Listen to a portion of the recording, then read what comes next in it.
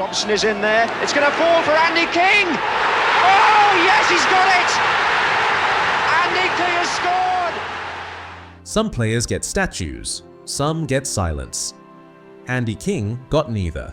He gave Everton his prime, and when he left, he spent the rest of his life trying to find that feeling again. He never did. From Luton to the Netherlands, Ireland to Örebro, King chased the game like it owed him something. But it was only at Goodison that it ever gave anything back. He wasn't polished, wasn't captain, didn't play safe. But when the club was lost in the 70s, when fans needed a reason to believe, Andy King showed up like a fire in the dark, tackles that thundered, goals that ripped the net, a heart that bled blue. And then he was gone. But here, we don't forget. This is for the ones who gave everything and got nothing but grass stains in return. For Andy King. Subscribe now for those who burned for the badge long after the crowd stopped watching. Andy King was born on 14th August 1956 in Luton, Bedfordshire, a town where ambition had to fight for air. He wasn't born with the silver spoon, he was born with the scuffed boot.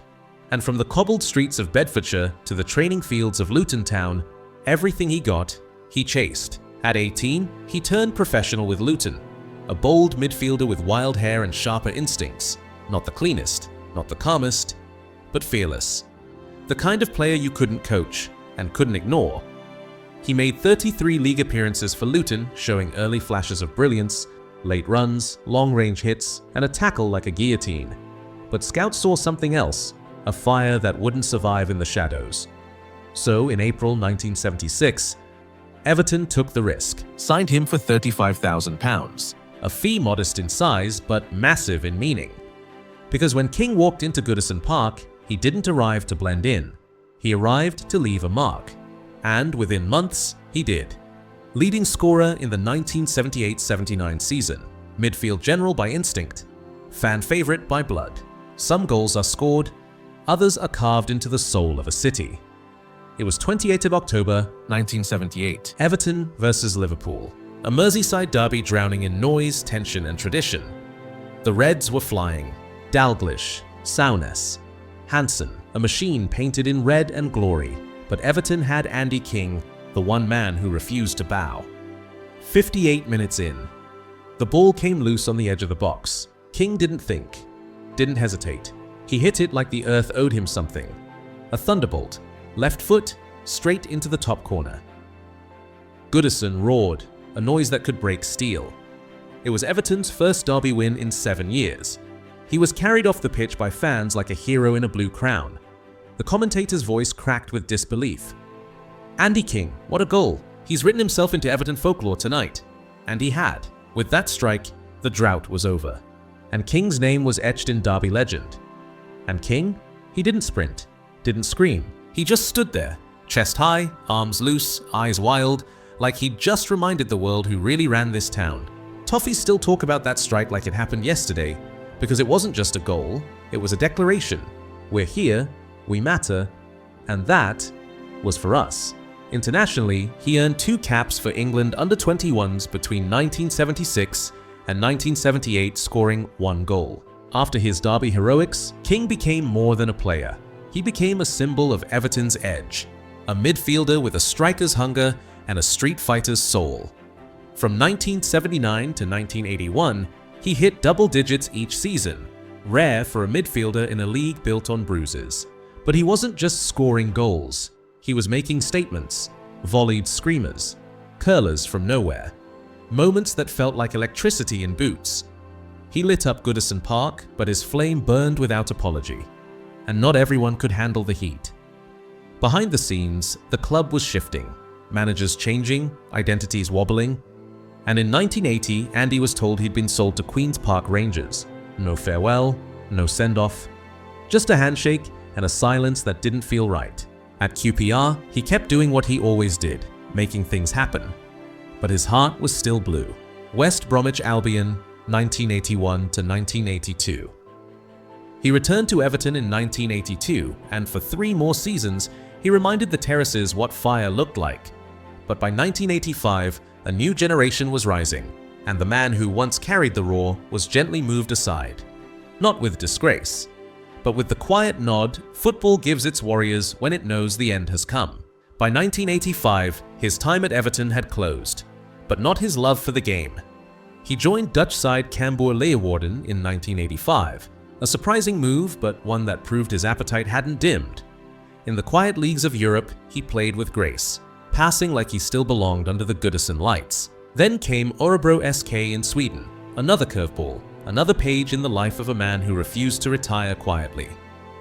Back in England, he returned to the Football League with Wolverhampton Wanderers in 1985, then Luton Town and Aldershot. He played for Cove Ramblers 1988-1989, was player manager at Waterford United 1988-1989, joined KPS in 1989 and finished with Southport 1989-1990. Short spells, modest stats, but never a drop in effort. By now, he was no longer a star, but in every dressing room, players listened when Andy King spoke. He played his final league football with Aldershot in 1986-87, then slipped quietly into non-league with Aylesbury United. Some players disappear. Andy King stayed, just swapped the boots for the boardroom. In the early 90s, as his playing days dimmed, he took on roles not glamorous, not easy, but always purposeful. King didn't need a grand stadium to feel needed. He was building his second football life from scratch with chalkboards, dugouts, and muddy pitches. Then, in 1993, he returned to the Football League, not as a player, but as a manager of Mansfield Town from 1993 to 1996. After Mansfield, he took on scouting roles at Sunderland, Everton, each time learning, absorbing, staying close to the heartbeat of the game. And in 2000, it all came full circle when he was appointed manager of Swindon Town. No longer a lad from Luton chasing tackles, Andy King was now the man standing on the touchline, directing traffic, commanding belief. He managed the club across two spells, 2000-2001 and again from 2001-2005. He later managed Grays Athletic 2006-2007 and served as caretaker at Northampton Town 2013-2014. Not always with money, not always with time, but always with fire. And for the fans, it wasn't just Andy King the ex-pro, it was Andy King, the fighter trying to lift a club the way he lifted fans with a goal decades earlier. Some men leave the game, others let it live inside them until the end. After his second stint at Swindon ended in 2005, Andy King didn't disappear. He simply moved to the background, where real football men keep working, quietly shaping the soul of clubs most forget. He took on various roles, never beneath him, always needed. Chief Scout at Plymouth Argyle in 2007, Head Scout at Colchester United in 2010, final scouting role at MK Dons in 2014. On 27th of May 2015, Andy King died suddenly at home from a heart attack. He had previously survived a heart attack in 2009. He was 58. There were no gold-plated tributes, no national silence. But there were memories held in the hearts of those who knew what he gave. His funeral wasn't crowded with cameras. It was full of men who wore mud and loyalty. Fans who still remembered the volley against Liverpool. Teammates who still felt the crunch of his tackles. Graham Sharp once said, "He loved Everton with a passion and was a big blue. He was a tremendous player and a great guy. He'll be sorely missed." Mick Lyons said it plain. He wore that Everton shirt like it meant everything to him, and to Andy, it did. He was electric, pure Everton. Andy King didn't wear armbands, didn't chase headlines, didn't care about polishing his name. He cared about the badge. He gave Everton more than performances. He gave us pride when pride was all we had. He played through chaos, through boardroom messes, through seasons where others folded. And every time he pulled on the shirt, he made it feel like a cause, not a contract. That left foot volley against Liverpool wasn't luck. It was defiance in its purest form. It was a message sent from the streets of Bootle to the top of Anfield Road. We're still here.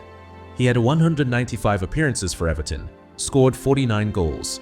Across his league career, he made 387 appearances and scored 99 goals. But the numbers don't tell it. Ask the fans who stood in the rain at Goodison. Ask the kids who first believed because of him.